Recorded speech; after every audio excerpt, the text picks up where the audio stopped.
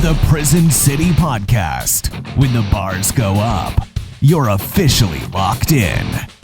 Ladies and gentlemen, welcome to the Prison City Podcast. I am the official host of this shit show, Patrick W. Cutler, and we have a very interesting show tonight. We're looking to a lot of different topics in regards to aliens and UFOs, and mainly circulating around the area of Redgate, which has been a very hot spot for UFO activity. And just recently, there have been some things to really question lately. Is the U.S. government currently investigating the Redgate alien in the area? And I'll start out by just saying like this, man. You go back on this show, this whole podcast, and you go through previous episodes. You start probably back this past fall, and some of the stuff, maybe you read about like voodoo, witchcraft, all these bizarre things. If you track literally everything that's gone on throughout this entire process with Redgate and where it is now, it's been really crazy. So I don't think I'm too shocked that things keep getting crazier and crazier and crazier. It's just getting more and more bizarre as we go. And that's how I'm going to start out tonight's episode. So let's go around the horn here to right to Mahomes to start things off. Hello, Mahomes, there in Omaha, Nebraska. Hey, great to be back here in Nebraska's again. Another beautiful winter day here in Omaha Set Hut. People didn't know much about us until Peyton started using us to get people to go on one. Surprised people didn't figure that out. Omaha just meant on one. If you've ever noticed or watched a highlight, he said Omaha, then Set Hut. So, it's not like super complicated. But yeah, excited to hear about whatever the hell's going on. I'm not sure if everyone knew this, but Patrick W. Cutler is currently becoming the most decorated horror film director in the cinema circuit right now at all the different movie awards places. So excited to hear him talk about that. And film festival was the word I was searching for, but it turns out, and I think a lot of people have got this if you listen to more than one episode, I'm a huge fucking moron and couldn't think of the word. Yeah, I'd say so far, I mean, it's still early, but I'd say so far, Redgate is winning the most horror film awards so far in 2022. You guys were number one on my Oscar snub. The Oscars came out earlier this week, and they get it wrong again. Just another year. All right, we'll go around the horn to Matt. What do you think of all this stuff or whatever? Yeah, I just got back from Utah, Mormon country, watched the Knicks play. They blew it. So, but the sports world moves on, I guess. So I got the Coyotes shirt up there. That's the farthest they've ever made it, the Western Conference Finals, never the Stanley Cup. So that's what that's for. Anyway, yeah, about the government thing, I think we all should be very afraid the more I investigate into the so-called FBI coming after you or whoever, because you got a certain picture or something that exposes a extraterrestrial life. So I think we should all be looking over our shoulders, especially you and Don Bromley, Pat. Yeah. Oh yeah. Don Bromley, unfortunately couldn't make the show tonight. We'll get to that later. And let's round the horn to there you go, right there, my example. Perfect example. A lot of bizarre stuff with government alien photos and things like that. Kelly, what do you think about all this stuff? Yeah, I just want to say I just realized, Mahoney, how much I love Omaha because my boy Warren Buffett is from Omaha. They call him the Oracle of Omaha. So there's that connection that we just made tonight too. I just want to say, fuck you assholes, because I know one of you texted Taylor Henson last week during the podcast, because literally 30 seconds after we talked about me owing him $100, I got a text from him saying, hey, I just remembered you owed me $100.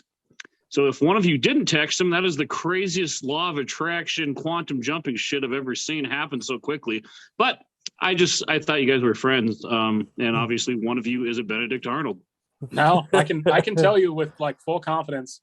The last text message I had from him was, how long are you going to be in Helena for Christmas?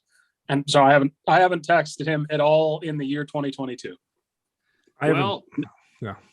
It's okay. Well, if it really wasn't you, Mahoney, then maybe it was just that weird law of attraction. You think of somebody and then all of a sudden they call you, because I was like, it had to have been Mahoney. But if not, who? Matt? Jace Feldy? But no, I haven't. I talked to Taylor at JB's and that's pretty much it.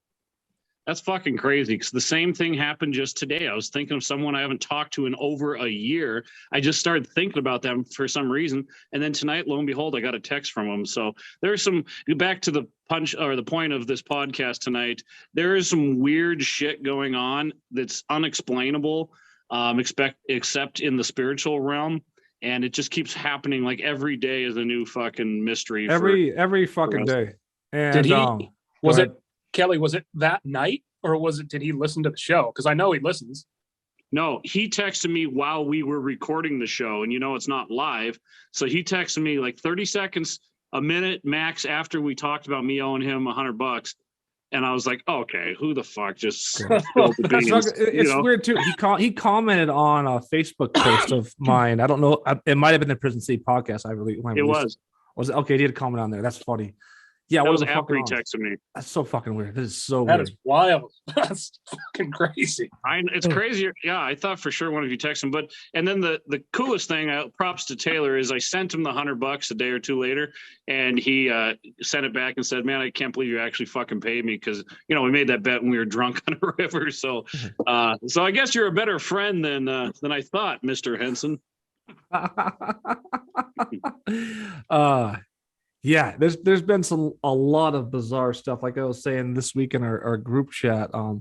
Everybody does this on Facebook Messenger. Everybody kind of puts people in groups in the spam folder. You just ignore messages. You put them in their spam folder, and you just different reasons. Everybody does. I did this with a bunch of people, and I had a person that was in there that suddenly, out of nowhere, just said, "Fuck it, I'm not going to be in their spam folder anymore," and just walked over to my main inbox. Out of nowhere. Like, you can't fucking technically do that. Like, that's impossible to do. So there's a lot of weird shit. And yes, it does have a little bit to do with the voodoo and all these different things, but that's a whole other category we're not going to get into this time. I mean, you can't just like kind of sweep that under the rug. Like, yeah, it's got to do with voodoo. Like, no, that's a pretty, like, that's like a neon sign glowing, like voodoo. Yeah, I just sold my soul to the devil himself. But anyways, we'll get into that later. But you go back to this energy, it's like so fuck all this shit. Waking up on a plane with 3 hours later after I just passed out for 3 hours and just went by like that, like just bizarre fucking shit. And what I'm about to tell you here right now is just going to blow your fucking mind. And here, I'm going to share exactly what I'm talking about right now. There it is. So this is a Facebook post from earlier this week, and she's talking about a girl that slept with her boyfriend or husband, and she says, also a huge shout out to Krusty, Dusty, Musty, I'm not going to say her name, for assisting in home wrecking. I hope you have a day you deserve, with a bunch of hearts. Now, isn't that bizarre as fuck, guys? Let's analyze this.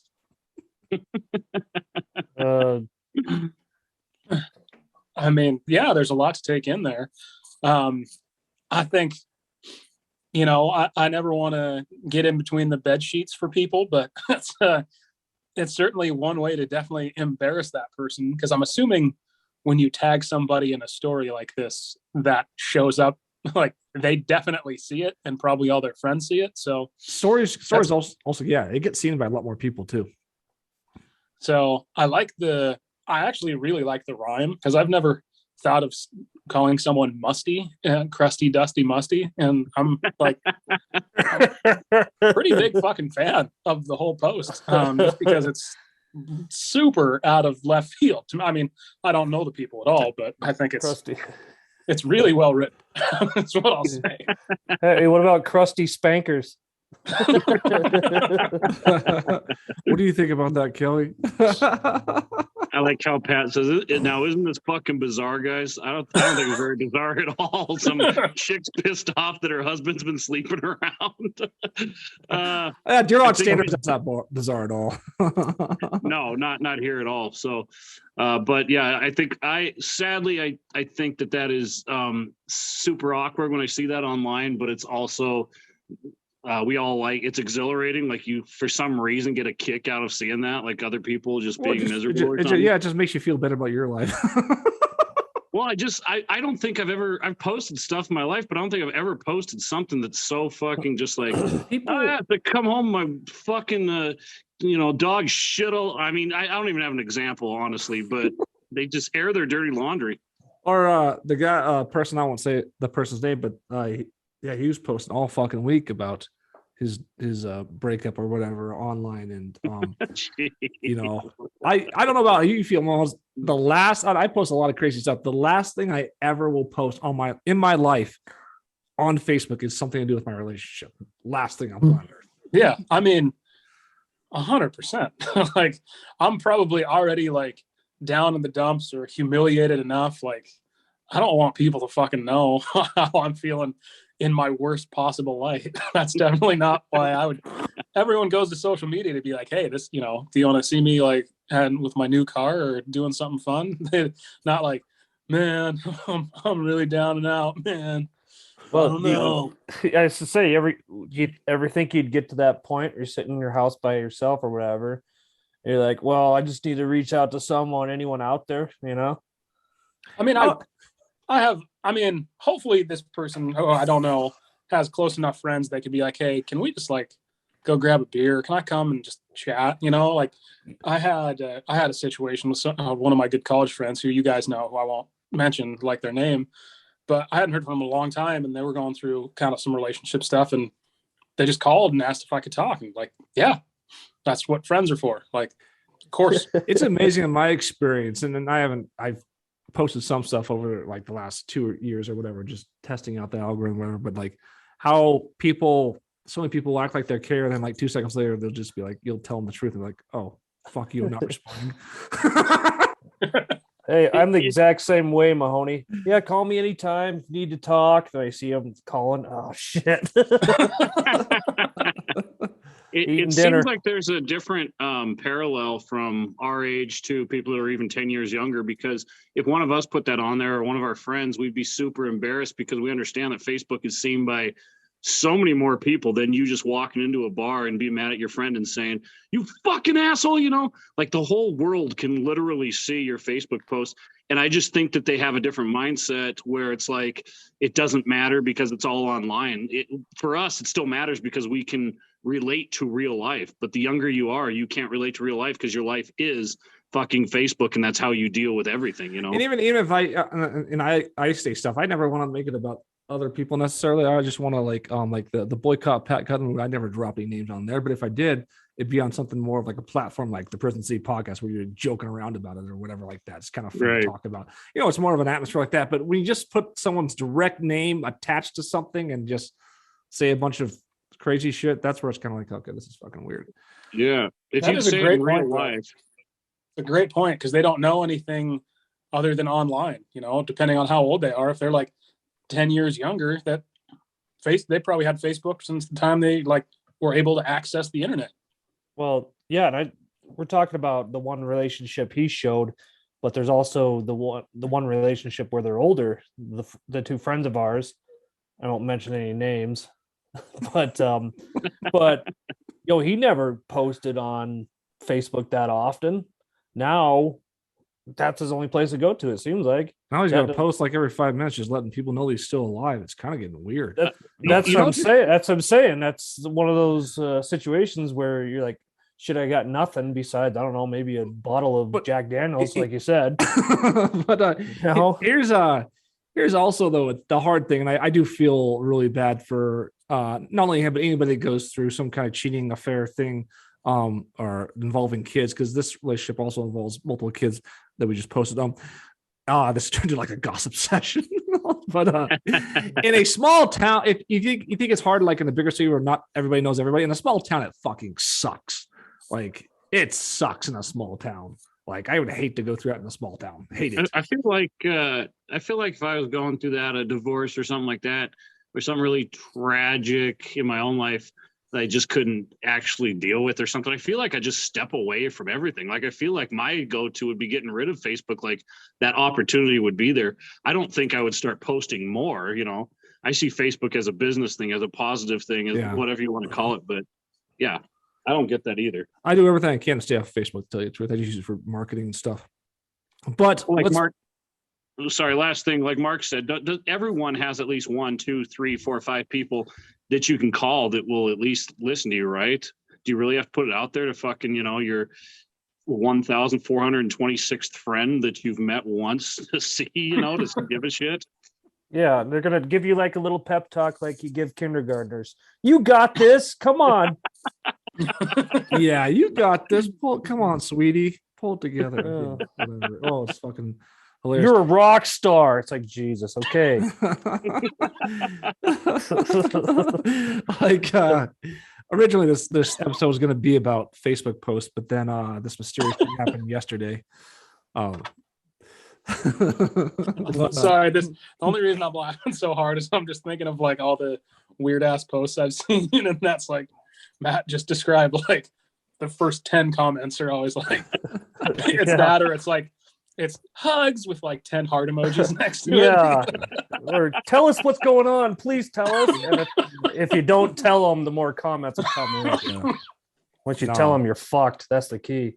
It's just fun though, looking at other people's drama online. And that's, yeah. But we're gonna segue into more Facebook posts. But due to the title of this episode, I think everyone wants to hear what really went down yesterday. It was really fucking bizarre here with Redgate. So we got in contact with somebody. Me and Don Bromley did, and they're a person who has high-level contracts with the U.S. government. I'm talking like high-level, big-time contracts. I'm not going to say the name or anything on the show because I was asked not to. But basically, this person's pretty high up there, has had these massive contracts with the U.S. government, technology-type contracts, and he fucking out of nowhere set up a meeting with us yesterday, and it was just a quick phone call meeting. And he wanted to talk about the alien image that Don had captured on his trail cam. The image that I had been able to get to circulate internationally, worldwide trail cam image of the Redgate alien.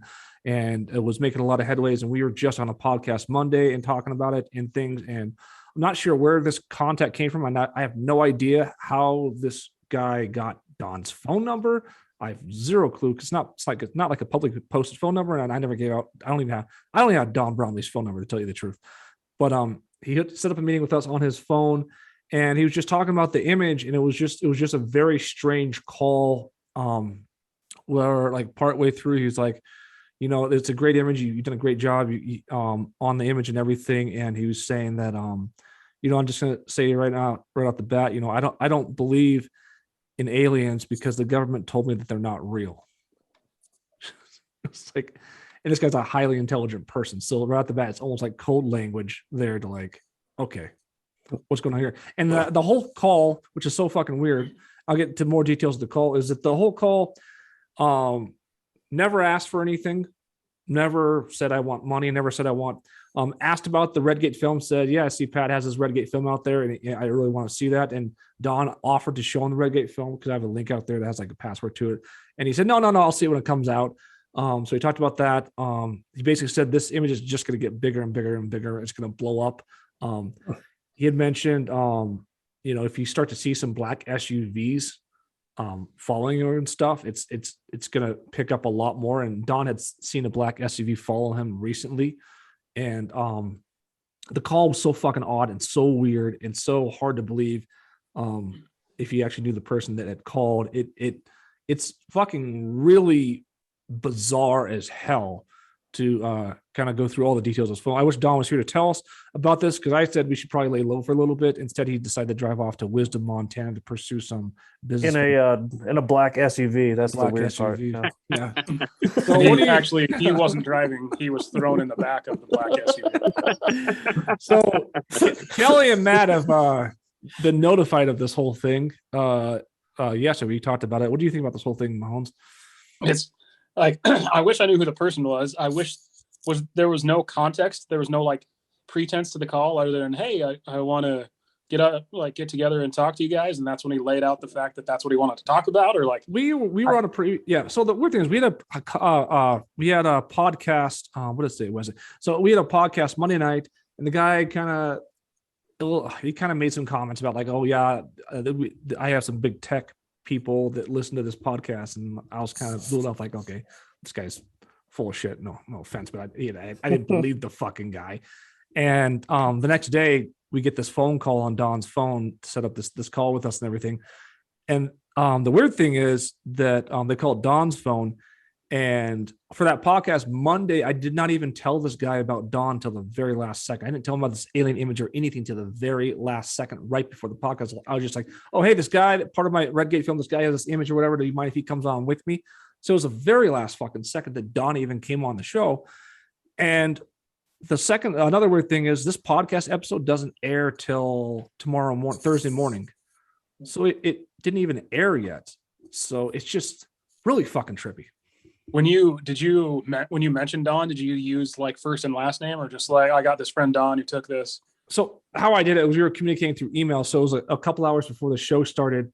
I sent him an email. Hey, do you mind if this guy named Don comes on? Bronx on here. Yeah. So I said his full name, and then I sent him the link for the internationally circulated article in the Sun that went into the UFO. Oh, okay. So I sent him the article. Yeah. But you sent the article. You sent the article with the name prior to filming the podcast. Yeah. So something that could easily be forwarded to somebody else without having to actually listen to the podcast, right? Yeah. Yeah. So Pat, with this, when this guy called you, did he say like when he you answered the phone, "Hi, this is blank blank blank with blah blah blah," or did it was it was like a secretary connected us? Like it's one of those things. It's one of those people you can tell are pretty busy. So we got connected through a secretary's office. I called the phone, said, "Hey, you guys ready for the call or whatever?" Blank blank, and then connected us to that call, and it was a very casual fucking conversation. It was very casual. So you talked to essentially two people, right? A secretary, or is it like automated? A secretary, and then we tried calling the number back that had called us, and it just beeped, meaning that it was a phone number that only does outgoing calls. It doesn't take inbound calls. So this is the thing. I tried to put together a conspiracy theory. To if someone like prank called this, and okay. So to prank call this, to set this up as a prank call, you would need to first have a secretary set up that's going to do it, because it was a live secretary. It wasn't just it wasn't a machine recorder or anything like that. And then second of all, you'd have to have some kind of impersonator to impersonate this person over the phone. And once you got connected, which that would take another layer of it. Thirdly, you'd have to have a phone number. You'd have to have a phone number. And you have to have a phone set up where you can only do outbound calls, and then do some kind of connection to another phone that you can't trace or anything to the person that we're talking to. And then who would do all of this just as a prank? And if they did prank you, wouldn't they be recording and making a video laugh or something? Yeah. Why? Yeah. Why is the question? If it's not the person you're talking about, then why is the question? That's why exactly. Why do that? And then what's the how did it end? Other than if you see some black SUVs, you're going to see more. That's not even. Is that a prank? Is that is it a warning? Is it a heads up? It felt like, because again, this isn't a person with the government. This is someone who has high level contracts with the government. So it's not quite the same thing. But the context, when you can read between lines that, hey, you just tell you, I don't believe in aliens because the government told me so. It's a little clue there. And then talking about, well, this is only going to get bigger and bigger. Your image is going to get bigger and bigger. It's going to blow up. And then he talked about the film, he had no doubt that, yeah, for sure, this film's going to be huge because this image is going to get so big. So yeah, it's just. Oh yeah, I know who you talked. You talked to Jesus. That's who you talked to. You just determined your fate. So Kelly, what do you think about those? Yeah, I mean it's crazy, and I don't understand why it would be fake. You got to toss both those things back and forth. Okay, yeah, it's unbelievable, but it's unbelievable things happen every fucking day, and people are just people. It's the celebrities and government officials and whatever can come across your path at any moment. They're coming through Montana and Wyoming and Iowa and everywhere. It doesn't fucking matter. So I don't understand. Some people just get so starstruck when they meet anybody that has any type of fame. And I've seen this like at our theater before. You bring in a comedian that's like performed in California once, and people were like on the floor, just like worshiping their feet and shit. And I was just like, God, you guys are fucking embarrassing. So I don't get very starstruck, and I don't see why things can't be believable. Now, if the story was, and then at the end they said, do we just need your credit card and we're going to charge you $300? That's what it costs to talk to me. Then it's probably a scam, but that didn't happen. And this is the thing too, kind of going like how the context of the conversation was. I think part of it was, I think this person legitimately wanted to talk to the person that caught this alien image on camera. Because we can go through Don's image here in a little bit, but it's undoubtedly it's proven to me 100% it's not human. There's no possible way it's human. It's something else, and it's it's such a fucking one of a kind thing where he's already been offered like $600,000 for an NFT version of this image. So I think this is a very, very interesting thing, and I think he was interested in talking to Don and seeing his perspective. But I think he was interested in talking to him, and then I think the other part was he kind of wanted to be like, okay, a little bit of a caution here for what you might expect coming forward. Because Don had already experienced the situation where he was up by the Redgate area like this past summer, and a black SUV unmarked went flying down like a private road, didn't fucking stop, say anything to anybody, no license plate, just kept on driving. Like a really weird situation. Yeah. And you get sorry, just a quick note. That was up on private property too, right? Yeah, it was up on private property. And, so you get these you get enough fame and money and everything. It's like, it's not that fucking surprising. Like if we had billions of dollars and whatnot, and we were sitting here, and we saw something on TV that attracted us, we're going to fucking get a hold of them and buy it or talk to the person. I mean, it's not that. Well, who do you think crazy. Who do you think is going to buy the NFT? It's like a billionaire. We already got a TV show. We already got a movie, and we got the fucking internationally trending story. And I just think, you look at this, Mahomes, and we're like almost 32 days from the premiere of a public screening for the Redgate film in Detroit, Michigan. Can you imagine what it's going to look like in 30 days from now? No, I mean, I can't. Just because, imagine 60 days ago, would we have thought you guys were going to have a fucking TV deal? I mean, this thing it's exponential. And that's the thing that is so crazy to me, that it just like, I feel like every time we sit down and talk, there's some new like, hey, you might want to watch out because the government's gonna does that mean anything? Like, they're gonna follow you more? Are they gonna talk to you? Do they want this? Like, what does that mean? You know what I mean? Like, that's the and the spookiest thing is, and I was doing Matt sent me a video, going to show some stuff tonight on the government throughout history, whether you believe in aliens or not, the government has consistently came to people who have had these interactions, claimed UFOs, whatever, and has consistently reached out to these people, sometimes threatening in certain circumstances. But it's like a consistent theme throughout the history of the United States is they've always came after these people who saw these things. So that's what's fucking weird. It's like, you're getting to somewhere when these things start to happen like this. So is that the only like SUV thing he saw, or did someone actually follow him or follow around? That's the only thing he saw so far. The only thing, and not to downplay it, but there could be, but I don't think out there, like, so when I was working out at Rock Creek, that's all anytime they had a bigwig, it was an unmarked black SUV, and they would just go whipping down frontage roads. Like, anytime they had someone coming in that was private, like, or something like that. But where he was at, I don't think is by the airport. It's kind of the opposite direction, right? No, it's not by the airport. And just to play devil's advocate, the Las Vegas goalie, Marc-Andre Fleury at the time, Don said he was going up the road towards Elk Ridge. That road, he had that little sledding hill way up there and stuff. And he's seen Marc-Andre Fleury flying on a side-by-side down that road out of control. That's a little bit different, though. I don't think, these black... I don't know. It's weird though. You could have an argument that it was maybe them, but again, why would they be up in that area? Is kind of, and there's this so time much, of year too. There's so much. I don't know what the actual time. I think it might have been during the summer. But so Pat called me to tell me about this whole thing, and the newspaper in Britain, right, was called The Sun, right, Mahoney? Yeah. So Pat tells me all this shit, and I'm like, that's fucking crazy. And then I thought it just got like bizarre as shit, like we broke through another dimension, because he's like, yeah, he said he saw Dawn's image in the sun, and I forgot that was the name of the newspaper. I thought he was like some telescope saw it in the sun. I was like, what the fuck is going on? He's like a fucking soothsayer. I thought my life was over like yesterday afternoon. Alien silhouette in the sun. Like fucking Batman or And something. I saw the Cutler The sun brothers in the people. moon. And then the sun.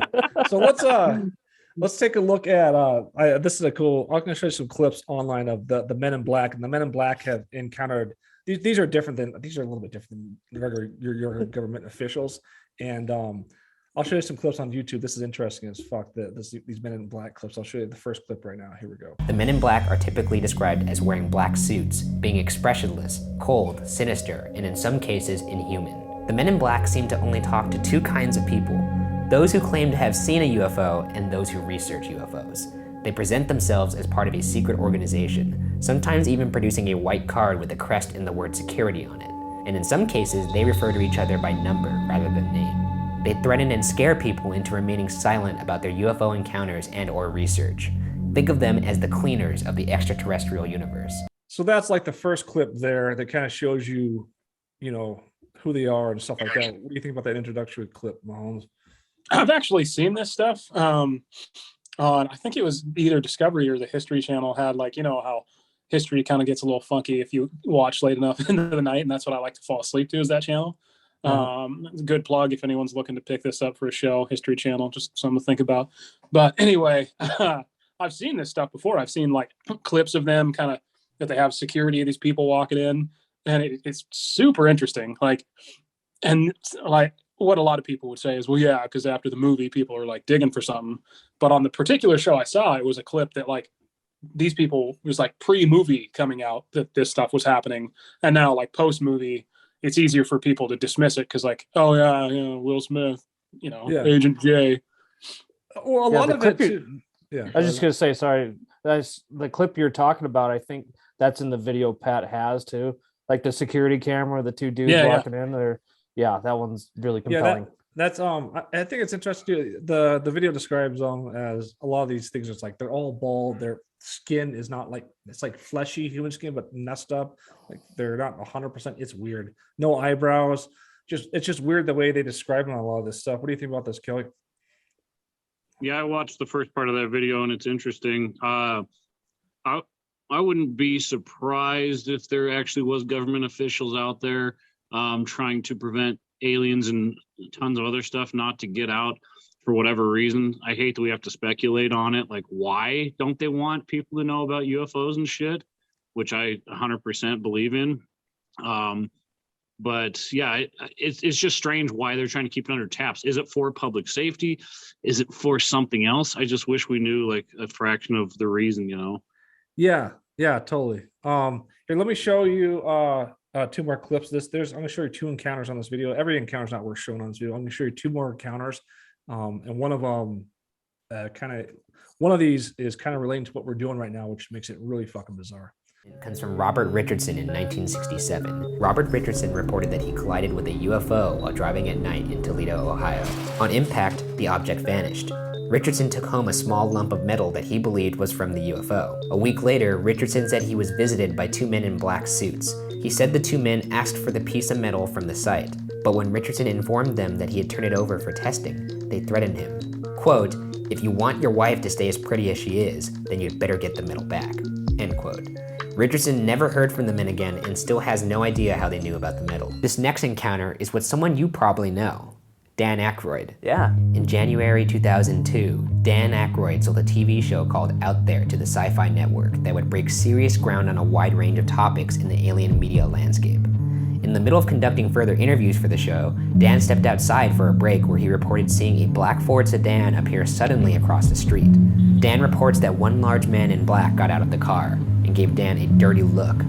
Dan said he looked away for a brief second, and when he turned back, the car was gone. 2 hours after the car disappeared, Dan was given bad news from the producers of the show. Dan said, quote, "We were told we were not to continue taping, and the show was canceled, and none of them would air." End quote. So yeah, the Dan Aykroyd thing is fucking nuts. What do you think about that? I hope you guys don't get canceled. That's the first thing that I was thinking when I saw that, honestly. It's I hope we can sell an uncut version of this podcast for $25 to each individual, huh, Mahoney? No, I don't. That's not nearly enough. So one of the things, the positive things I would say is Dan Aykroyd actually came back. Let me pull this up here for you. I'll share this. He came back after that happened and did release a segment on UFOs and aliens. And here it is. It's called Dan Aykroyd Unplugged on UFOs. And I imagine he basically probably tells the same stories he's going to tell in that TV series. He condenses it down like an hour and 21 minutes. So he was able to eventually get that out. And the show was canceled. Two things I would take in the note that I feel good about our situation is that was like 2002 when that show got canceled. And yeah, again, there wasn't a whole lot of backing to why, but I wouldn't doubt the government might have been involved in it. But now it's like, okay, they can't just like cancel a show because you can go on YouTube and put the show out on YouTube if you want to. Like it's not like it used to be where you just, oh God, well, I don't want that on air, so I'm going to cancel it. Like not quite like that anymore. Yeah. Well, and they have like 10,000 ancient aliens where they're, so it's a little different times than it was back then too, Yeah. I guess. There's so many UFO shows spilling out right now, and I think it can't be contained anymore. And I think it's funny how the whole COVID narrative is retreating into the cookie jar, and then UFOs is just exploding everywhere. I don't know. We couldn't have made a better movie at a better time in history, I don't think. No, not at all. And it is funny how that's all coming together. And especially it's hard to beat. I don't know if anyone can beat our story because it's just so fucking, we have a real image. And that's where Dan Aykroyd got in trouble, was like they had real images, I think, throughout that whole thing that he was investigating for that TV show and the interviews and stuff, where I think that might have gotten into a little bit of trouble. But like, yeah, it's you can't really contain it anymore. But it does make you wonder in the back of your head if, he was about to release that, they canceled out of seemingly nowhere, that they're not going to be keeping like tabs on what we're doing. Well, if you think about that time in just American history and world history, that was early 2002. 9/11 had just happened. People were kind of gripped in panic still. So I think a lot of signs point to the government being like, hey, we don't need any more. Like, people are already freaked out right now. Can you just stop? Yeah. And Aykroyd? That's what they were saying, Mahoney. Like, some of their reasons of why they have the Men in Black is to stop mass hysteria. I could see this happening in the 40s and shit, and people, I don't know. But it's crazy that that's the thing, mass hysteria, which is exactly what we were talking about is going on in the world right now. But it just doesn't have to do with aliens. Yeah, look at the mass hysteria with COVID, and our mom pulled up some stats like, the last 2 years, 20% or 40% or something more 18 to 25-year-olds passed away mysteriously and all this shit.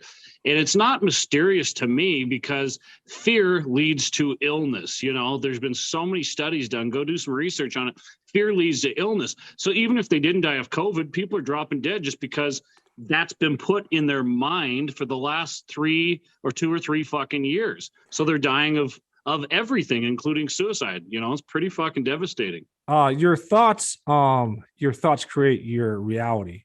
And that's always been a thing, that your thoughts always are going to create your reality. And thoughts, mind to matter has been around since that was Einstein's entire thing. Your mind creates energy, which creates matter. So yeah, 100%. If you put that in their heads every single day, back in the Spanish flu, they actually had the newspapers not report on it for long periods of time because reporting on it just was so terrible. When they stopped reporting on it, it seems like people got a lot healthier a lot sooner. It didn't completely cure it. It's never going to completely cure it, but like reporting on it 24/7 does not fucking help anything. And that's the point of it. That's why they're reporting on it, for whatever their sick, evil reason is. I'm really disappointed in fucking mankind, man, because growing up, I just thought like we were all the same.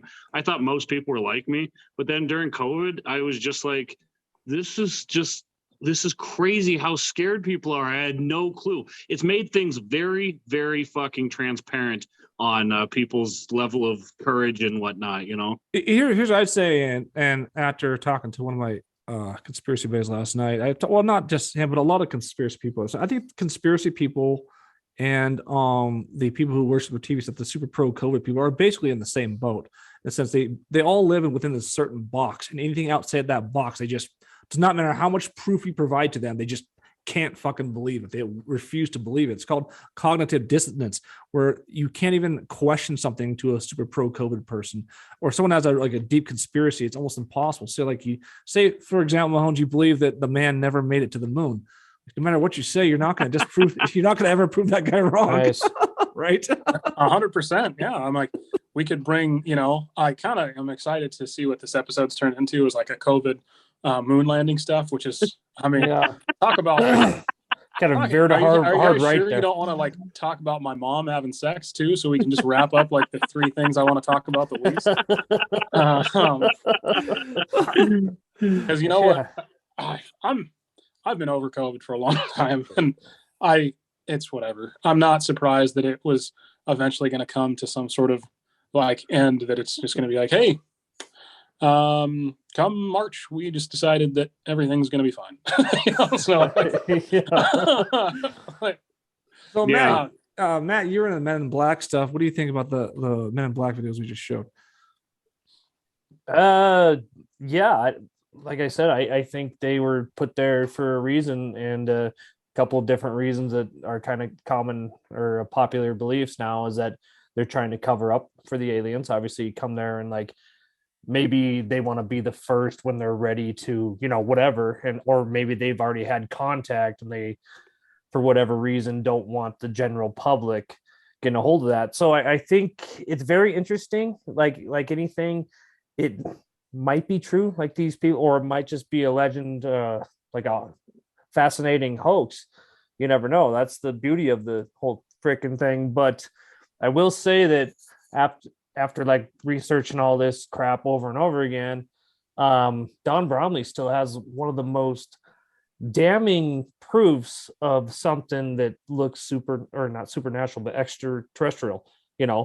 All these other photos and shit. I mean, he's got some pretty compelling. Experts on the History Channel have verified it's 100% legitimate photo. So there's no fake photography or anything. So it's very legitimate.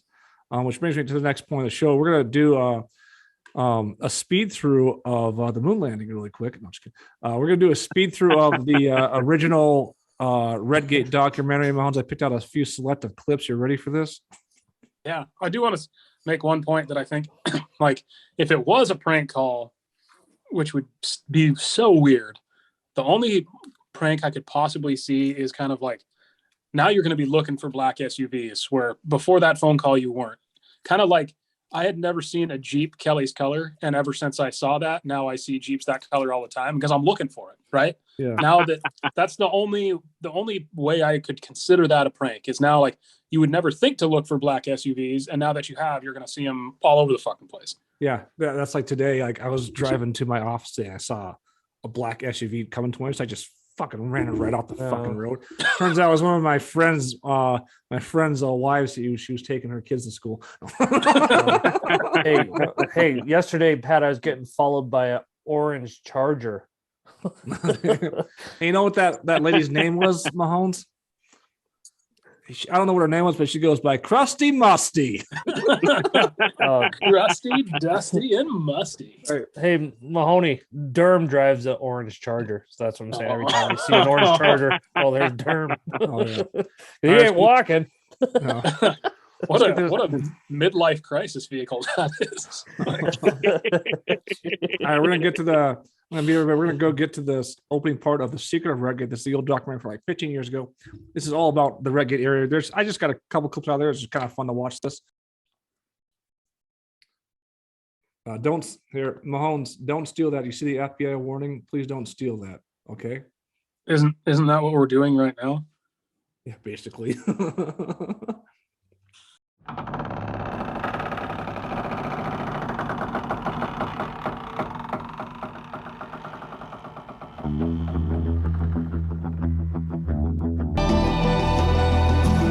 been watching you.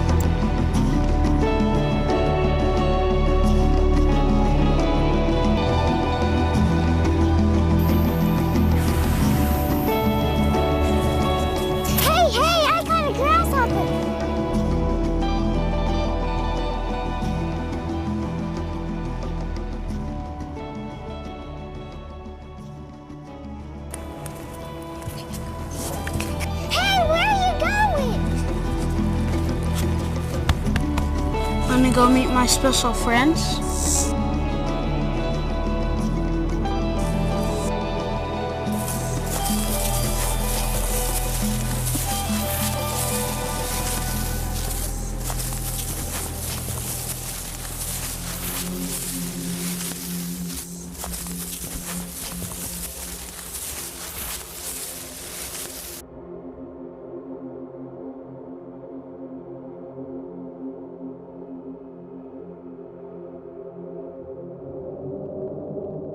Hi.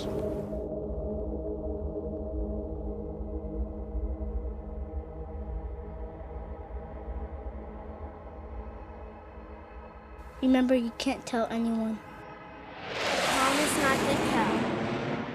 So the secret of Redgate, the movie, that documentary was about all these different alien episodes in Deer Lodge in the Redgate area, and basically it starts out these kids that saw aliens. That happened back like 1950, and the aliens invited on their spacecraft and stuff like that. What do you think of that opening, Mahomes?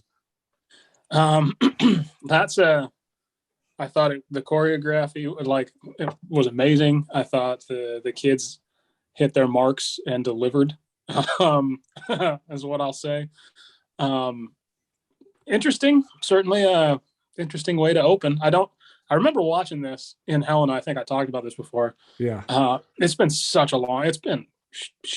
15 years ago probably. So I don't remember a lot of it, but I'm excited to get to the clips of the people in town that we know. Yeah, it's pretty interesting. What do you think of that opening, Kelly? Well, it is my favorite movie. I carry a copy with me everywhere. So there it is.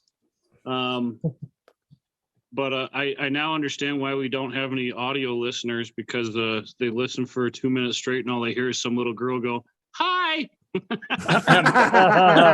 Actually, to make it even worse, if that was just an audio, you heard that, and then at the end, remember, you don't tell anybody. Like, that's terrible.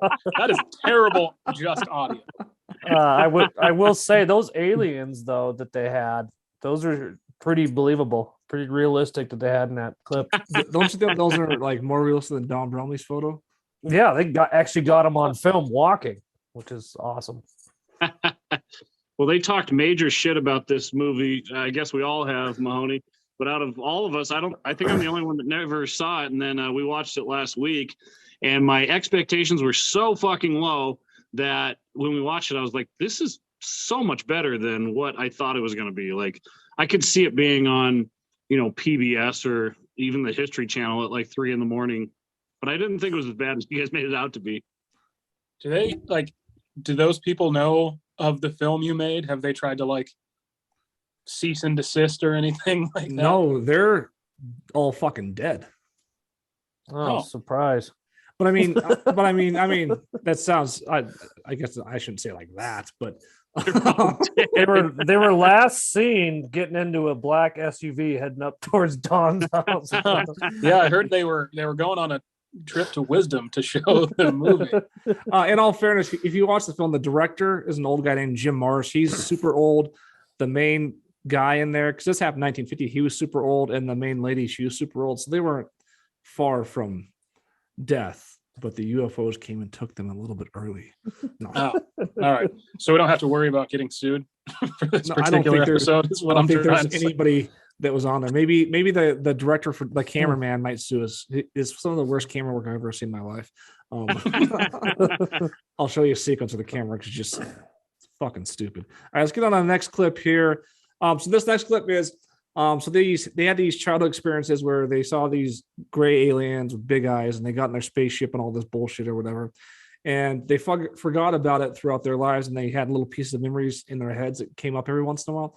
So what they both did when they're super old adults, they went through hypnosis, and it's called past memory transgression hypnosis, where you go through past memories in your head, you bring them up under hypnosis and read them as you're a kid or whatever. You've heard about that, Mahomes, right? Yeah. Super legit. Yeah, I mean, I don't know. I don't know how the mind works. I'm sure people can hide stuff. So I'm not even going to begin to guess at how that repressed memories and all that shit. I have no idea. So this next clip is going to be a short clip of this guy going through a hypnosis session, remembering as a kid interacting with the aliens. Here we go. Remembering the incident, it's just like we were just sitting there talking verbally. Describe the frames. They were both the same size. They were about, oh gosh, they must have been 3.5 or 4 foot high. Both the same size. They had little bitty noses that may have protruded 1/8 of an inch, and 2 little nostril holes, and real thin lips and small mouths. And their mouths would move. Their eyes didn't move. Their eyes are totally black. And their eyes go sideways. You see all these ET pictures here and there, and the eyes go up. They slant up. These don't slant up. They go straight across, but they're almond. And they're big. In the last few months, I've kind of discovered that every time I talk about it,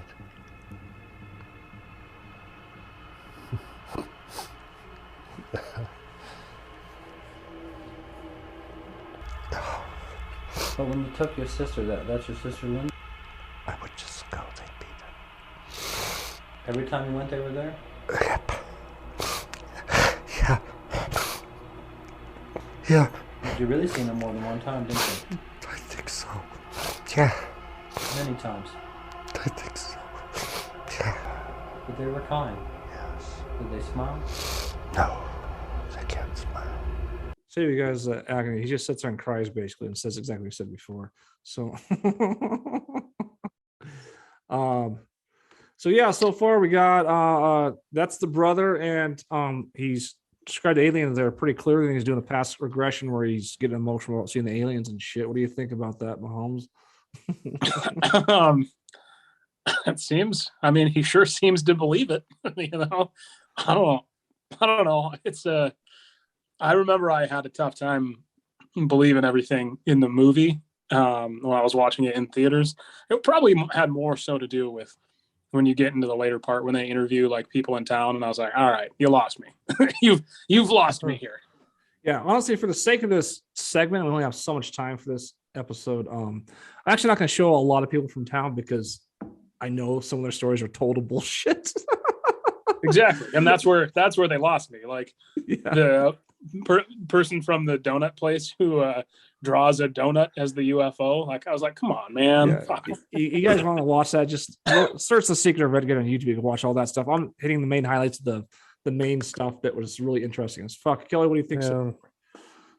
I think I regret saying the movie was much better than I remember because now we just watched the whole thing again and it fucking sucks. No, I don't know. There's some. It's hard. It's like everything in life. It's hard to tell because somebody might be telling something true, you know, or something that actually happened to them, you know, not just aliens, but in everything. But then someone else comes along and just makes up some total horse shit. And that's why life's so fucking confusing because, you know, what do you believe and what do you not believe? Yeah, no, it's hard. What do you think about that, Matt? Well, Mahoney brought up the baker, right? The baker who talked to alien stories. Well, he's actually dead too. So the last we saw him, he's getting shoved into the back of a Suburban on his way to wisdom. Right after he fucked Krusty Musty. They're all connected. Mahoney, I saw them rolling his body into the river at Johnsrud. There's absolutely no tie-in. The FBI, you cunt. I'm kind of with Kelly and Mahoney a little bit because, like, yeah, with people you don't know, you're kind of like, yeah, this is okay, this is cool. And you see locals, you know, from town, yeah, it's like, okay, whatever. There's one, and if you watch the film, people start talking about their stories, and the film will just cut them off in the middle of their story. Yeah, but the entire fucking time it does that. There's one that goes, this clip I'm going to show is like a good clip, but the next clip is like this carpenter guy that just doesn't seem like he has a clue what planet he's currently on. No, the next clip I'm going to is, this is an incident where a lot of people in the Redgate area saw like lights in the sky or a big flash, a big light, and they do a reenactment of this where this guy kind of talks about it. I thought this was kind of an interesting clip because it's one of the reports that a lot of people have the same report, and this is I thought this is one of the better parts of the film itself. So let's check out this story about the light at Redgate in the sky here. Mine, which is east side of town, we saw some lights. I was supposed to be one of the smart science kids in town, and at first I thought it might be a weather balloon with a light shining off of it, and it was not. So one day we decided we'd chase the lights to find out what it was. We're gonna get it! We're gonna get it! Hurry, go! Go faster! We did that probably twice within a 3-week period. Lord, go faster! There was a light, we did chase it, never caught it. I have heard a lot of the other stories, and so, one can speculate from there. At least 2 people remembered stories of physical events. No, we're not going to go this guy. Tom Gilbert recalled a story from... that guy just can't even, he mumbles, doesn't make any sense at all. Actually, you want to watch it really quick for fun? Watch this guy just mumble random shit. My name is Tom Gilbert, and I've lived here all my life. Graduated 1965 from Powell County High School. And what can you tell us about the Redgate area? Well, about some light coming down and melting the paint. Oh yeah, we were good buddies, Skip and I. We worked together. What did he tell you? Well, it seemed like the light just shined right down on his car, and there was some mark in the paint. Stories. That's what I'm talking about, the editing. What the fuck was that about? Like, what the hell was that? Was that real life editing? Like, yeah, I cut shots when he's still in the middle of a sentence. I was just saying the only reason you'd edit it like that is if he said some cuss word and the light came down. Oh, I was fucking my girlfriend. Yeah. Yeah, I was dressed up as Groucho Marx. It was like he was practicing with that transition where it like fades out and fades in really quick. It's like he did that during the whole fucking movie because it didn't make any sense. By the way, unlike like me, like I'm a filmmaker and then investigate aliens kind of like a secondary thing. This guy, his whole life was investigating aliens, so he knew close to nothing about video production or anything. So he probably just had a super low budget and hired whatever he could possibly get. I just say, did he not like watch that before he released it to the general public? Like, even back then, you could edit that shit better. Yeah. No. So, what do you think about the lights in the sky? Like driving after those? Anybody? I'm just wondering how many fucking drugs are done in Deer Lodge, because like every story, it's like we could smoke some hashish and drive out in the fucking woods and see a airplane or something, or see a light on a barn, and all of a sudden convince ourselves that it's a fucking UFO. Just all these stories. I don't know. It's just, for me, I think you can convince yourself of anything. Half of them are making shit up, like you guys said, but the other half that maybe kind of believe they saw something, I think you can convince yourself of anything, especially if you're under the influence of something. Yeah. I 100%. I mean, because like that light thing, what the chasing the light, I don't know. It's like, it's compelling enough, but I think where I have trouble with it is when they talk about like, yeah, we went up and did that 2 or 3 times. Like, typically aliens don't, like, based on all the other stuff you see, it's not like they come back. You can count on when they're going to come back. Like, yeah, they're up there Tuesdays from 7:30 to 10:30 p.m. Go ahead and chase the light. That's not really how most alien visitations work, from what I understand. Exactly. And we've, being from here, we've gone up in those mountains all the frickin' time, and I don't think we've had anything remotely close like that happen to us. I was going to say, we could get in my Jeep right now and drive 10 miles out of town and spend an hour up there and see all kinds of shit that we could, maybe not know exactly what it is. But I mean, you just got to make the assumption that like a barn has a light on it, or airplanes fly over, Montana, big sky. And again, I'll state out loud, like, I really do believe aliens are real, but I think that most 99% of the stories in this fucking show are people that were making it up, or people that maybe were out drunk or having some fun and just saw something and made up a story, and then 10 years later it seems like the story was legitimate. Yeah. So, yeah, I agree with that. Basically, this next segment I'm going to show you, Mahomes, is just the terrible camera work in this thing. I just want to show you this next segment. I'm excited for it. Putting together more information, Linda turned to a once secret U.S. Army intelligence gathering process. It's called remote viewing. My name is Lynn Buchanan. I'm from Alamogordo, New Mexico. I was one of the government's controlled remote viewers for 8.5 years. And for the last 7.5 years of my time in service, as commander, what was over the hill? This pure psychic stuff. Controlled remote was the scientific process that was What is this guy developed. It's like a developed 10-year-old in holding this. laboratory. it's like the opposite of a steady cam. Zoom in a little bit, and I'll zoom out. Oh, watch this sequence here. This camera This one makes no sense. No. Is whether or not this can be used to answer the UFO question. The answer is yes. We answer questions. If you have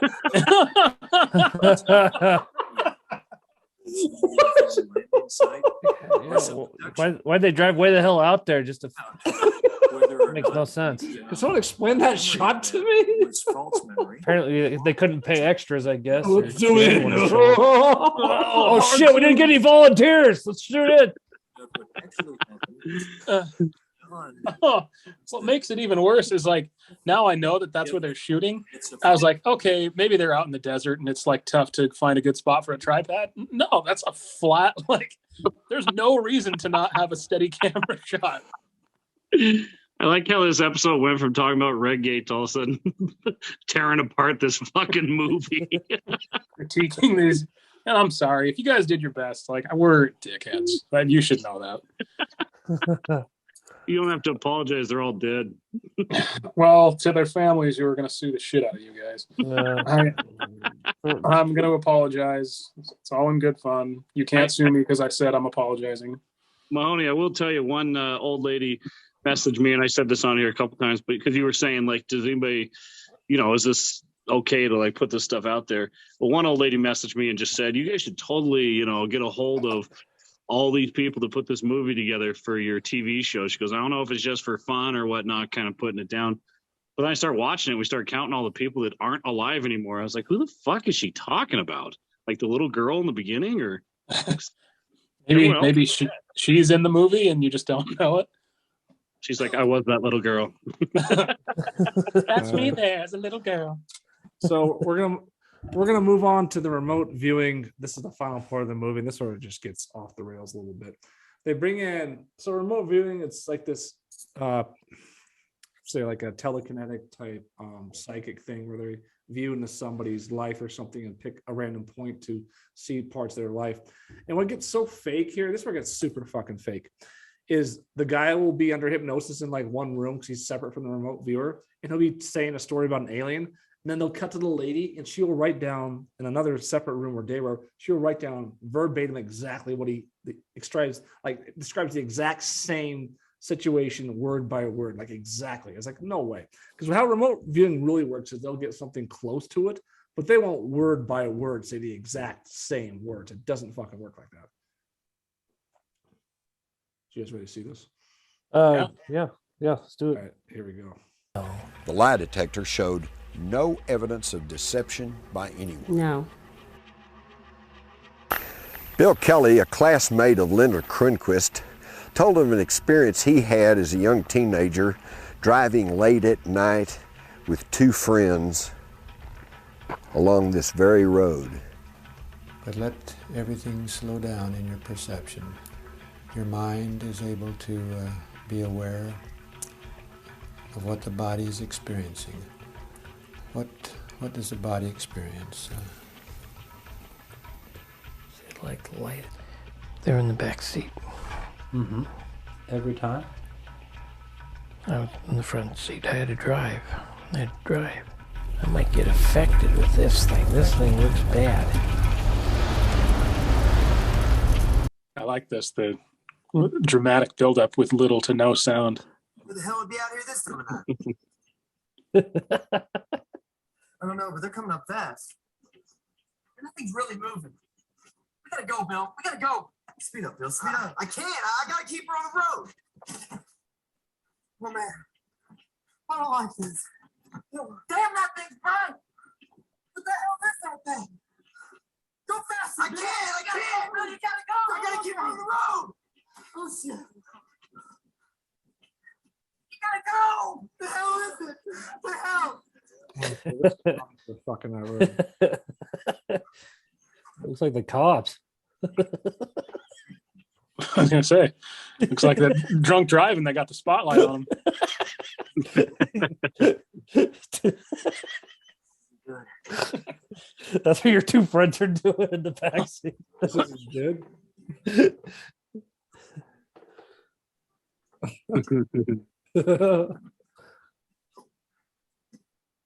Yeah, that's good lighting right there, Mahoney, with the flashlight.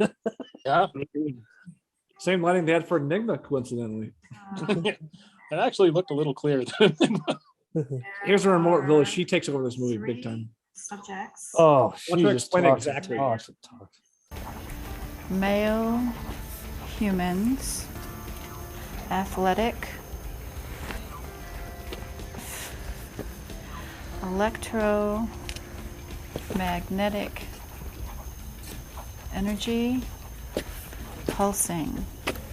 Okay, I've got a sketch. Pulsing, she just drawn a big dick.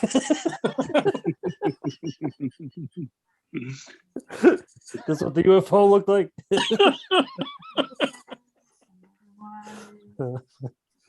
And she draws whatever, and then it goes on for a long. Let's see what else is on there.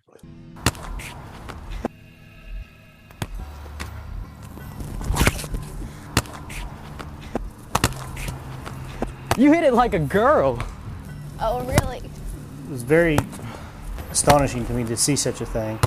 At first, I thought it was a toy. Do you see that? I turned around to my sister and I said, did you see that? Where'd it go? And as soon as I turned around, it was gone. After that time, my sister and I never really spoke about it, never really had any discussions about it, just random recollection. Rectangular surface. She's like, I see Michael Jordan getting sucked down a golf hole and playing with Bugs Bunny against the Monstars. I just watched that, by the way. I was gonna say that'd be a really random call out. All right, so she goes on to explain it exactly like the dude or whatever, and I'm sure that was probably a little bit of movie magic there, right? To drive the point home a little bit. I wonder how many times she had to memorize exactly like blonde guy, sister's hot. No. Yeah, that's what I was thinking. Jeez. God, she had a hot sister. He did. Yeah. But yeah, so where are we so far in believability and all this stuff? I mean, that's where it's, I don't know, man. There's certain stories that I believe, and there's some that I have a harder time believing. Like, I don't know. It's those just random lights in the middle of nowhere. Like, it could be those kids just, we've been in Deer Lodge long enough and been driving around the roads late at night, and your mind kind of, like Kel was saying, your mind kind of just starts to see things even though they might not be there, and who knows what kind of drugs were available to them in the 60s and 70s. Yeah, and I don't know, the stories get weirder and weirder, and I guess to me the only thing I like about the film, it seems like they try really fucking hard to like just make this shit up, and it's just like, it's like, okay, I do like the stories about the lights. I just think they could have built that story a lot better than they did. It just looked really fucking corny the way they did it. Pat, I was gonna say, you got some very compelling lights evidence in your movie. Yeah, the light evidence in my movie looks actually like real, actual fucking UFO lights and shit. All the stuff in the actual Redgate film that I have is 10 times better because it's actual real stuff. It's not just like, and then there was a light and he had blonde hair and pulsing in my bra. I can feel it now. Bill, you gotta go. Bill, you gotta go. I gotta keep it on the road, Bill. Oh, shut the fuck up, Ron. Yeah, some of that stuff is just kind of like, okay, this is kind of. I'm honestly like a little disappointed that they didn't reach out to us to act in some of these, because that'd have been I would have loved to act in that movie. But oh yeah, and acting you would when you started describing your experience. I think we should sell this movie to like Guantanamo Bay and make them torture people by showing them fucking clips of it. Because the first time was terrible. This time I want to put a gun down my throat. Now, Kelly, if memory serves me, no more than 15 minutes ago, he said the movie wasn't that bad. And now you're talking it as like torture for terrorists. So I feel like maybe you changed your mind after a second view. I guess twice in a week is just a little much for the old secret of Redgate. Mahoney, one movie to watch in your basement: Secret of Redgate, or Texas Chainsaw 2. Secret of Redgate, and I'd watch it 3 weeks in a row over. But it's in the basement that whoever lives there now, you got to break in and watch it before they find out. By all means, yeah. Yes. This one was funny. I wouldn't even break in. I'd just knock on the door and be like, "Hey, it's a bet. You guys, you get it. I need to go watch this shitty movie. You're welcome to come watch with." This one though, it's fun watching this in the theater with a bunch of people that you know and stuff. You just roast the shit out of this movie. It was so much fucking fun. Yeah, for me, with what I believe is true or not, I just think the aspect of the kid when they were a kid, the remote viewing sessions is really fucking interesting. I think meeting the aliens when they're kids and stuff. But some of the other stuff, once they get the remote viewing, the hypnosis regression, I thought was really cool. The remote viewing, it gets just so fucking corny. It's hard to watch at times. But we're gonna finish this out. This is my favorite story from this entire film. You're gonna love this alien story. Mahomes, I guarantee this will be your favorite fucking alien story of this entire film. You probably don't remember this one, but this is the best one. So everyone tune into this alien story. You're never going to forget this one. Here we go. One amazing story told by a man with Deer Lodge connections involved an eerie neon-like grid that appeared in his bedroom late one night.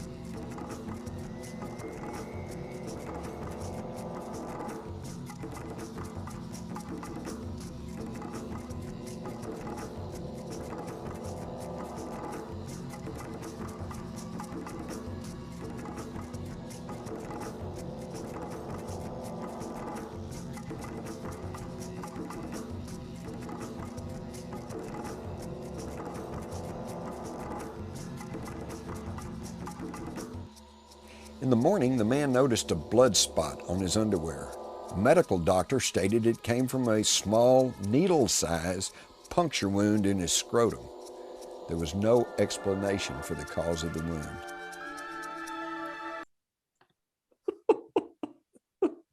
What do you think of that? There's a lot to take in there. I wish we could know exactly where on the scrotum, just so we can get the full picture of the story. But what do you think about the scrotum? I think it's a useful body part for me and anyone else who has one.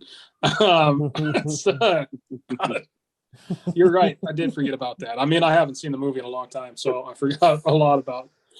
But scrotum.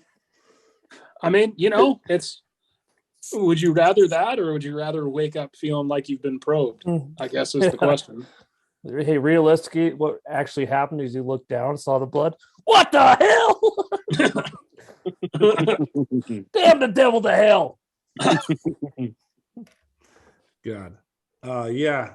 What do you think about that, Kelly? What do you think happened there with this scrotum? I have no fucking clue. He probably had like a hangnail. He went to itch his balls in the middle of the night, and he scratched himself and woke up and was bleeding all over his wife. Or like his wife tried to stab him in the nuts and it didn't work, and she just fake sleep the whole night. Oh, let's get you to the hospital.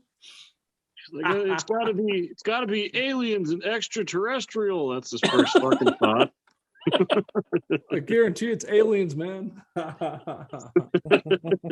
Yeah, some of the stuff is just yeah.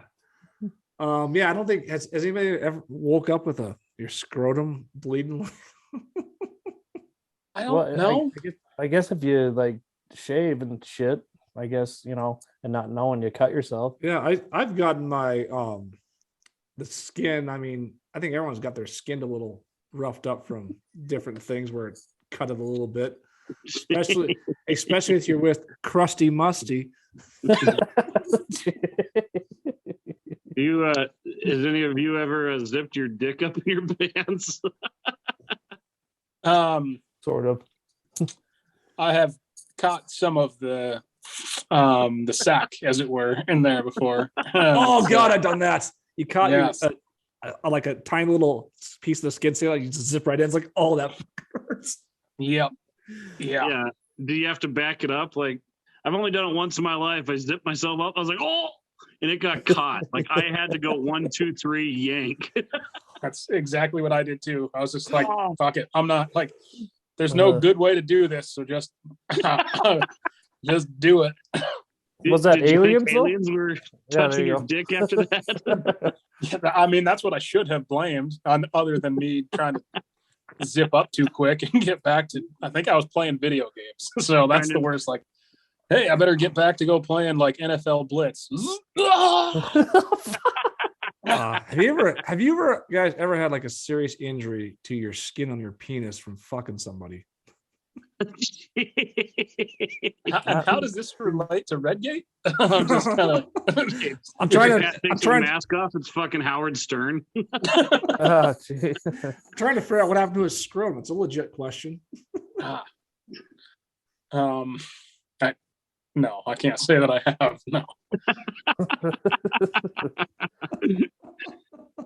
Yeah. Well, let's get to the end of the movie then and discuss all of this. All right, this is the final clip. I'm going to show this movie and then we're over with it. Even to this day, some of the people's families don't want them to talk about it because they're afraid of ridicule of the public, or maybe they have public jobs, and they don't want people that they deal with to think that they're too edgy. It seems like it's extremely unnatural to not want to tell everybody you meet that you have little gray friends that you talk to, and the more I think about some of the other things that have happened later in life, there's a very strong possibility that this was a suggestion of theirs that I had no need to talk about. Well, the UFOs, I believe that non-human life, extraterrestrials, have been here all along. And personally, I don't make a big deal out of it. Don't understand a lot of the secrecy behind it. But for me, I think they're a part of our daily lives on many areas. Some are physical, some are in different dimensions. Some are good, some are not so good. A lot of them are like people. Basically, they're not better than us, they're simply different. My personal opinion of UFOs and subjects who claim to have seen UFOs is that I'm certainly open to the wide possibility that these are real phenomenon. Proving this as a scientist is difficult, but so many honest and honorable and decent, normal human beings have claimed these phenomenon. These same people could put you in jail or be on a jury and give you a life sentence, and we would believe them in these circumstances. I believe these people have had UFO experiences or certainly they believe they have had UFO experiences. With as big as the universe is, there's no reason to think there isn't other life forms in the universe. God, to think an alien could be in the jury and sentence you to life, that's kind of crazy. I never thought about that. I'd say those are my two biggest takeaways, is that, like, from that movie, is that aliens are probably on almost every jury, and check your scrotum every morning when you wake up. Yeah. Yeah, I don't know. There was some interesting stuff in there. I liked some of the stuff said at the end, how people can get kind of, kind of littering, that you can get in trouble or whatever. I'm not sure what he's talking about on a jury. I actually didn't really pick up on what the fuck he was.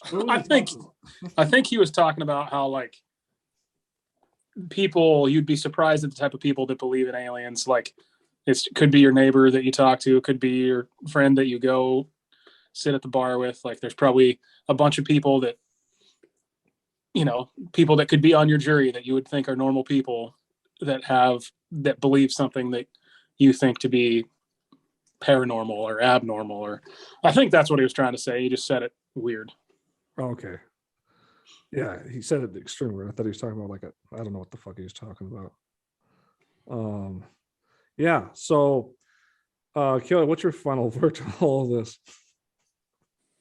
I just must have had some really good drugs last week when I watched this, because I really did think it was pretty good. But after seeing some of the clips today, I'm just like, fuck. I don't know. I think you got as Mark Mahoney likes to say, lightning in a bottle with your film, because it's entertaining and stuff, and this thing is just fucking bizarre and bad all around. No offense to the deceased Jim Mars, but man, yeah, whoever Mark Mahoney is, he sounds like a cool guy. And that's the saying that I would say sometimes too if I was that person, but I'm not. Hey, here's my final verdict on it right there. Here's my final verdict. Oh, there you go.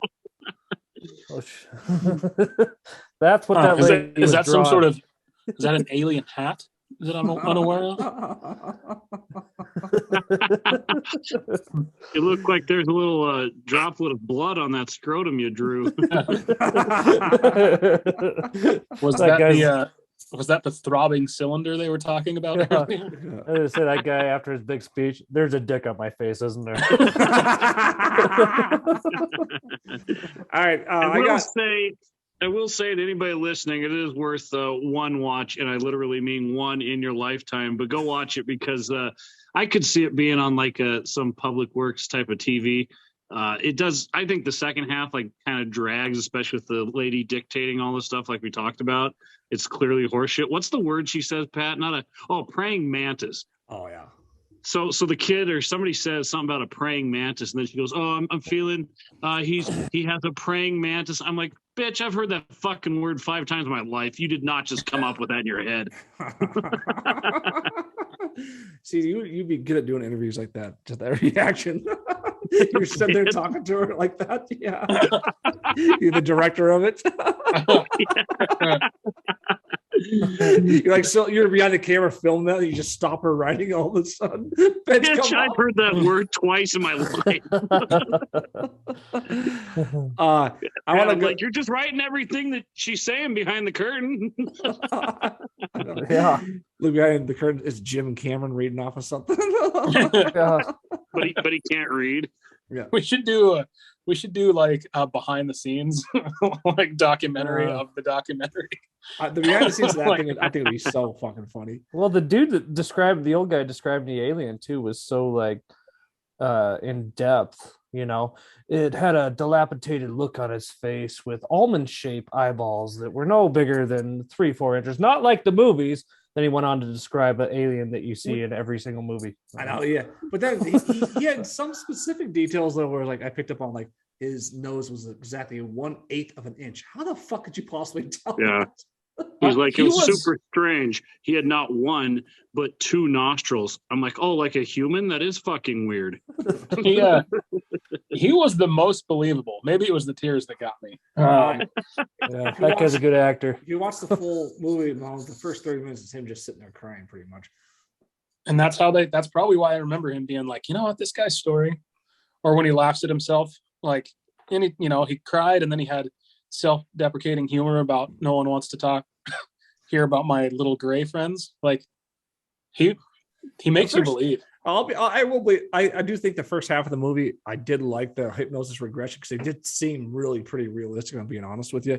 And then the lights are pretty cool, but again, you could say that for a lot of things. I still believe that those are the typical UFOs. That does say something, because people still see lights today.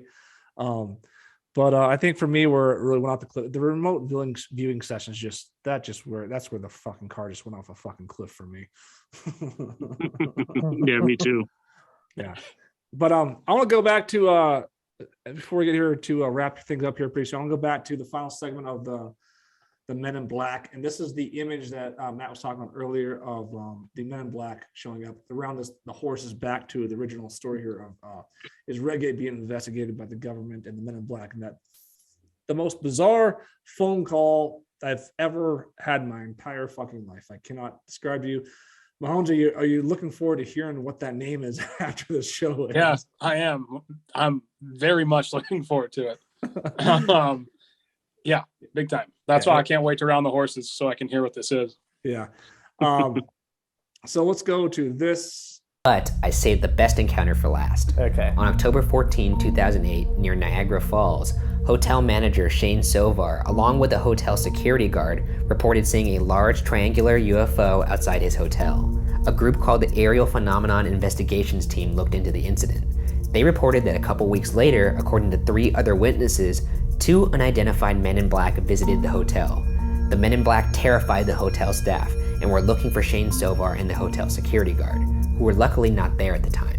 And when Shane Sovar reviewed the hotel security footage, he discovered that the camera had actually caught 2 men on tape. What we're about to watch is that footage. No one's gonna die, are they? No.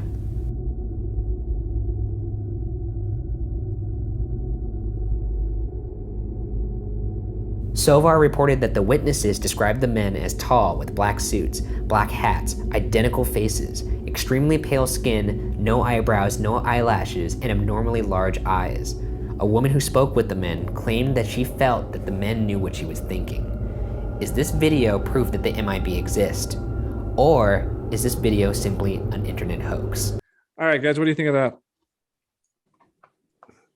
I think it's interesting, but I don't think the video footage proves anything. I mean, 2 guys walking in wearing trench coats and the same type of hat or whatever. I don't think it proves anything. I just think it's interesting. I don't think you see that all the time. I mean, I would say if the video is taken in like the 50s or whatever, that's way more common for people to wear trench coats and hats like that and things of that nature. But people could just be doing that for fun with it. It's just, well, hey, let's walk in with a trench coat and a couple of hats and get our money out of the bank and act weird and just see how people react. Like, people can do that all the time. You know what I mean? Right. Well, nothing really surprises me anymore about anything, especially when we talk after the show and you let everyone know what's going on. Nothing really surprises me anymore. But I mean, you think about, like, you guys have seen Google images or like the satellites, and they show the weird image from all around the world, and you just see the weirdest shit, like people having sex behind a dumpster, or like, you know what I'm saying, just weird shit, the craziest things that you could imagine. And maybe it's all just coincidence. I mean, because we could be, say, in Deer Lodge, Montana, doing a play at our theater, and Pat and I are dressed like that, just like we were for Mayhem, Montana. And me and you go down to Safeway and get some beer, and they get some security footage of us. I'm just saying, you can explain away everything when there's 7 billion people on a planet, and the odds or the capabilities of people are infinitesimal, or whatever that word is, you know? Oh yeah, 100%. And I thought, I have to put my hand up and say I was wrong. I thought the video I had seen was pre Men in Black, the movie. But now I was looking online because it's like, man, I feel like they came in from the other direction, but it's kind of the Mandela effect with that. I think it's kind of one of those things that, like, I I thought it was one thing, and it's clearly not. Like if that's 2008, like Men in Black had been out. Like that might have been after the third Men in Black at that point. So I was wrong. I think I wanted it to be right and real. Would I be surprised if there's something like that out there, like an organization that's trying to like keep that stuff a secret? Absolutely not. Do I think, to Kelly's point, that we could find some logical explanation of those two guys walking in at the same time, dressed in the same way? Probably. And reading on here though, and this is where I'm kind of stringing it back to, like, because the Men in Black that they're talking about here in that particular video, and a lot of them, they're talking about guys that are almost like they're not human, almost, you know what I mean? So they're like different. Where I was looking for, I didn't know that was the route they were going to start playing those videos, but I was looking for something that more ties them into the government and everything else. And the Pentagon actually acknowledges there was a Men in Black, and I don't got all the information. I wish I had known this before I came on. This is just kind of last second thing. The Pentagon has actually noticed there was admitted to a Men in Black, but this is also kind of shown in Project Blue Book. So there are things within the government that do this stuff. But do I think they dress up in black suits and their skin's all paley and they have no eyebrows or anything? No, not really. Or did they come from an outer spaceship? By 100%, without a doubt, there are people that have been investigating aliens from the government for a long time, and they do have these programs intact. And the programs are so fucking weird because they just don't ever want to be public about them. Right? They released something earlier. Oh, it was a UFO investigation unit at the United States government. They have one of those going now, but they still don't want to release so much about like what they actually do behind the scenes when it comes to investigating these UFOs and shit. So, but it is interesting that they, over the years, they have finally, come out and said, yeah, this exists. People that went out and investigated UFOs and shit. So, yeah. So now this is a part of the show where I just, I got to go take a 2-hour shit right now. I'll be back. Okay. My phone died, but sorry, I got a backup phone. I want to go back. Okay. I'll do a little bit more on Crusty Musty here. This is another follow-up post. What do you guys think of those? Liars always lie, cheaters always cheat. Is that true? Yeah, just airing dirty laundry once again, and that's what you want to do. I'm okay with that. To each their own. Do you think liars always lie and cheaters always cheat?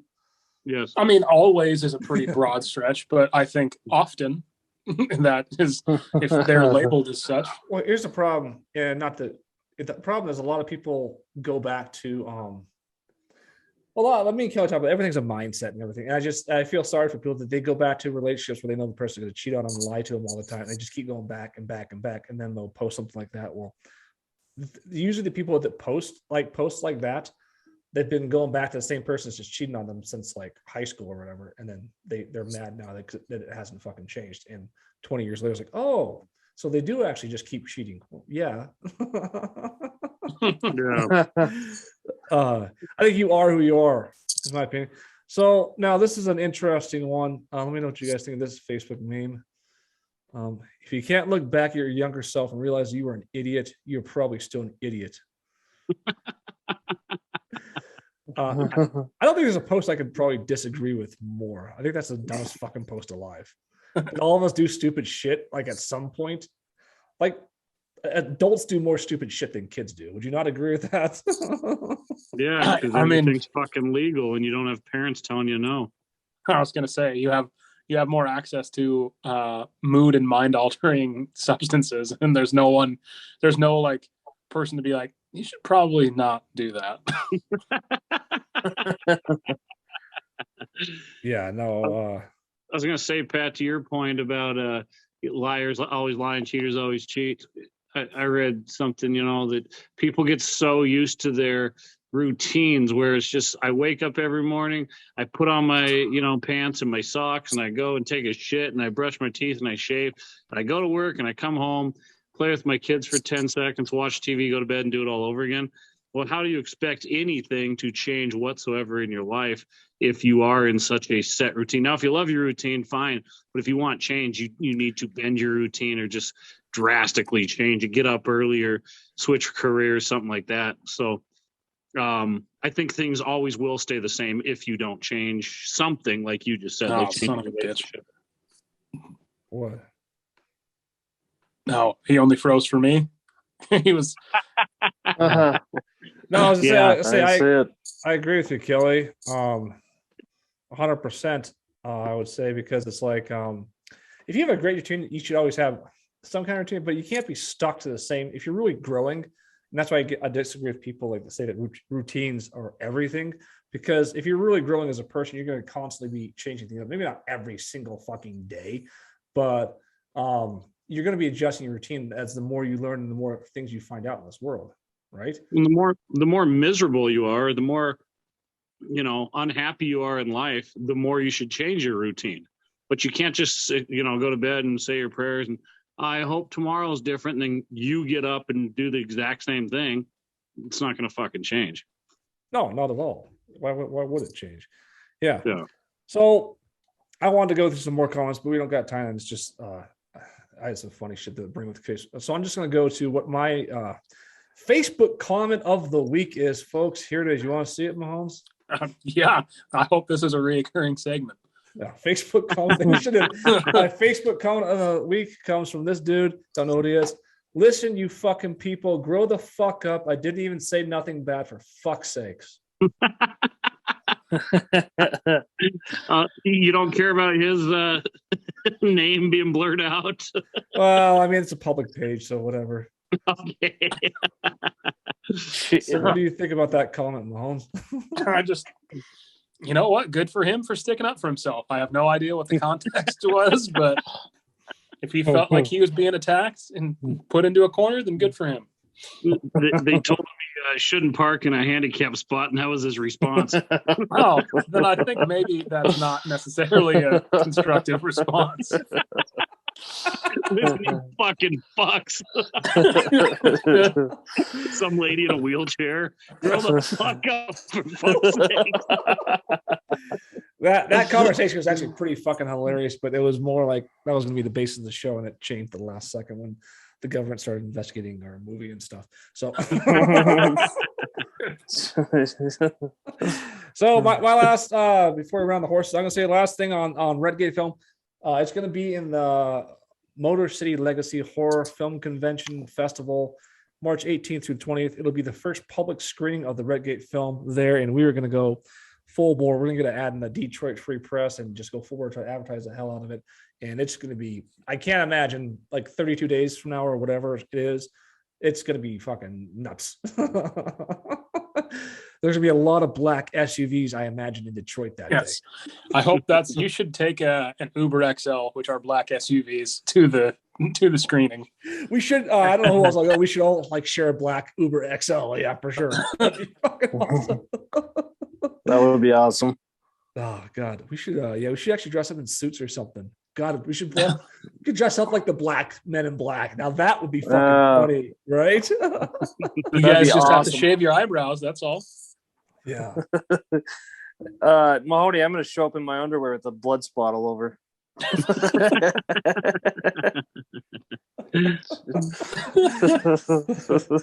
But let's go around these horses. Final word, Kelly. Yeah, I don't know. I don't have much to say, but I mean, the bulk of this was on this film here, which again, I just recommend everyone to watch at least one time. But thank you for joining us on the podcast tonight. Definitely check out the actual Redgate film coming out here very soon. Or if you're near or in the Detroit area, go to the live screening, first public screening. I implore you to do that. And just, everyone keep an open mind out there, because the universe is infinite. That means infinite possibilities. So you don't need to be so afraid of, this disease or that disease or aliens coming down and taking over. Because guess what? If it happens, you can't stop it. So you might as well just go with the flow, smile, and live your lives. Be happy every single day. Absolutely. Matt, final word? I just talked about, Pat, your film here, and another film we made, Cottonwood City Project, where it proves that you can, if you want to make a movie, you can do it wherever the hell you're at. We made 2 movies now in Deer Lodge, mostly Deer Lodge, and they've gotten into 2 festivals, LA and Detroit. So I think that's huge. That being said, yeah, got to get up early tomorrow. I'm heading off to Wisdom. Got a meeting there with a couple people. The FBI. Yeah. Yeah. That's it. Okay. I just that's kind of weird. Like we get this phone call and then he takes off to fucking Wisdom. I don't think that's a great idea. What do you think, Bones? I think it's a terrible idea. And, you know, Don, if we ever see you again, man, I hope we do. If not, like, you've really helped change everyone's lives with your trail cam footage. We probably will never see him again because liars always lie and cheaters always cheat. And you know what? If you did run away or if you're caught by the government, I hope somewhere, wherever they have you, you have someone who is crusty, musty, and dusty to share yourself with. And this is my final statement. And I'm going to use it with a picture. Just remember, liars always lie and cheaters always cheat. Oh, for fuck's sake! You don't know, fucking get off my ass. This guy, you can tell this guy's looking there like saying, "Yep, I'm talking to you, crusty, musty, dusty." Yeah. Jesus. Yeah. So you want that name, Mahomes? I'll give you the name right now. His name was the place she's talking about. Are we still recording? We're still recording. That's probably a good place to cut it down. All right. The show's officially over. Good night.